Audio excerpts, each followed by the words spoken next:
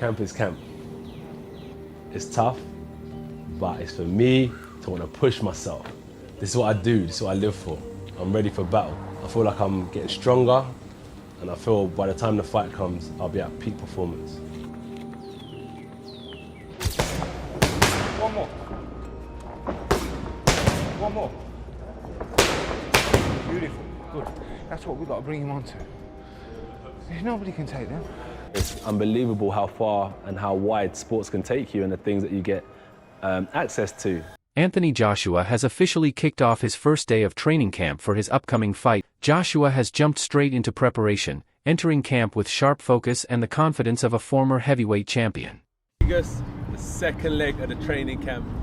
I'm feeling energized, I'm feeling refreshed. So yeah, come inside, have a look what's going on. Tough training, tough lifestyle, rough and tough. But listen, how else would I want it? I love it. So what am I bringing differently? I wouldn't say a new mindset, but definitely like a new perspective. But ultimately, everything new has to lead to a win. So yeah, that's what I'm focused on right now, just winning.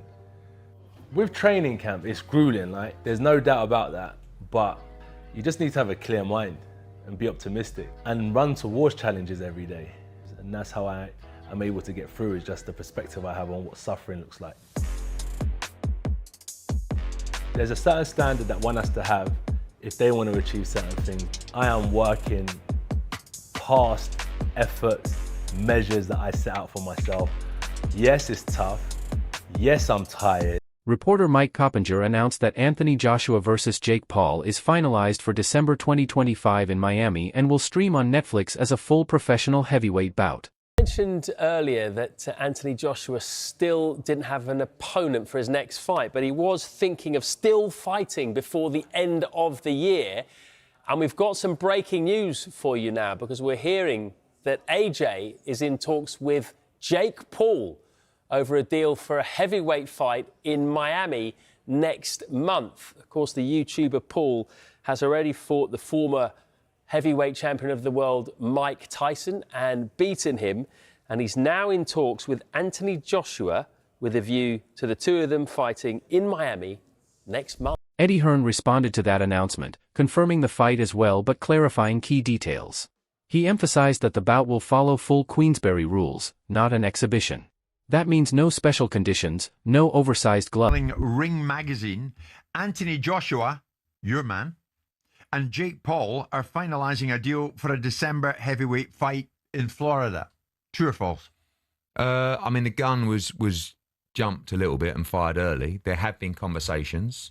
For us, we were flirting with the idea of having this little 8-round fight this year. Not with Jake Paul, by the way, because he was fighting Gervonta Davis. Yeah, that's no. But we were going to go on a other card somewhere. You wouldn't have really heard of the person we were going to fight. But AJ wanted to go through the motions, wrap the hands, and just gear up to what is really in the works with Turki Al-Sheikh, which is 2 fights in 2026, and that includes Tyson Fury. That's the plan for Turki Al-Sheikh. We received a phone call from Nikisa Baldirian, from MVP, who, by the way, we've spoke to a few months before talking to us about the fight. And he said, look, would you want to fight Jake Paul?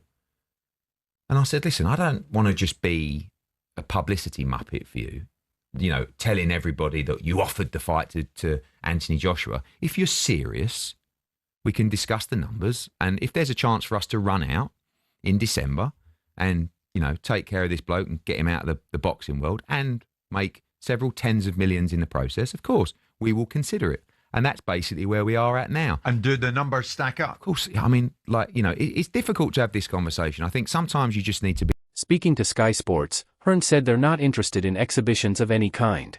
If Jake cautioned that the deal is not completely finalized. He estimated the chances at 50-50, noting that several key discussions are still ongoing. Extremely dangerous for Jake Paul. You know, I've got... The general feedback is the boxing world saying, please, AJ, go in and evaporate this young man from the boxing world so we can all get on as normal. You've got Jake Paul fans thinking bizarrely they can beat Anthony Joshua. And the most bizarre thing out of everything is that Jake Paul genuinely believes he will beat Anthony Joshua. I think that's the only reason we're going to see this fight. But I truly believe you're going to see. Hearn described Paul as bold enough, and perhaps crazy enough, to seek out a fight with Joshua, even though Joshua is a true heavyweight powerhouse. He acknowledged the huge payday available for both men but warned that the matchup carries serious danger. Hearn called it a massive mismatch and said that facing someone like Joshua could potentially end Paul's career, whether physically, professionally, or both. Jake Paul, Anthony Joshua 50-50 fight, what do you make of that? Yeah, I just said in another interview, great if it is. I mean, if it is, then you've got no problem seeing it. But when AJ, I mean, decapitate's a strong word, but you know, when he renders Jake Paul unconscious like he did to Francis Ngannou, don't then say, oh well, it was Jake Paul. Do you know what I mean? I mean, when AJ beat Francis Ngannou, Ngannou just had a fight that could have gone either way with Tyson Fury. Then AJ poleaxed him and everyone just said he's just an MMA fighter. Do you know what I mean? Jake Paul's not Francis Ngannou. But, as I said before, if you want to see Jake Paul exit the boxing world... AJ, ever so quickly, I watched Jake Paul at the weekend. I feel a bit dirty saying that because I'm not a fan of his, but he did say after the fight that he's sort of having DMs or he's dropping text messages to AJ. They're having a chat about a potential fight. What's your view on that, Eddie? Well, look, he's calling out Gervonta Davis, who is a 135-pound lightweight, and he's calling out Anthony Joshua, that's a heavyweight monster. I think Jake Paul is crazy enough to fight Anthony Joshua because the money would be absolutely obscene. It's a catastrophic mismatch that people would tune in to watch because it would lead to the end of Jake Paul. Hopefully not literally, but it's that dangerous that, you know, it's a fight that I don't think should really happen, if I'm honest. I would say about Jake Paul, and I've said this in a couple of interviews today, I do think you start after giving him a margin of respect. You know, I think this guy is going through the motions, he's putting the hard spars in. He just went 10 rounds with, yes, a washed-up fighter, but a former world champion that did train for that fight. But they're very clever in terms of the opponents that they pick. They're not going to gamble unless the money's out of control. And it wouldn't surprise me if Jake Paul, wanted to move forward with an Anthony Joshua fight. Honestly, AJ's coming tonight. He's not exactly looking at Jake Paul going, oh, that's my dream opponent. No. Would he go in there and give him a hiding for, you know, a massive chunk of money? Probably. I'd be saying, yeah, go. Simon Jordan, despite his usual criticism, admitted that the Joshua versus Paul fight could actually benefit boxing in certain ways. He noted that the matchup will draw huge global attention, attract millions of new viewers, and create major financial opportunities for everyone involved. He said the fight will keep casual fans entertained, generate headlines, and spark conversations, even if he still questions how competitive it truly is. From a commercial standpoint, he believes the event could be a major win for the sport.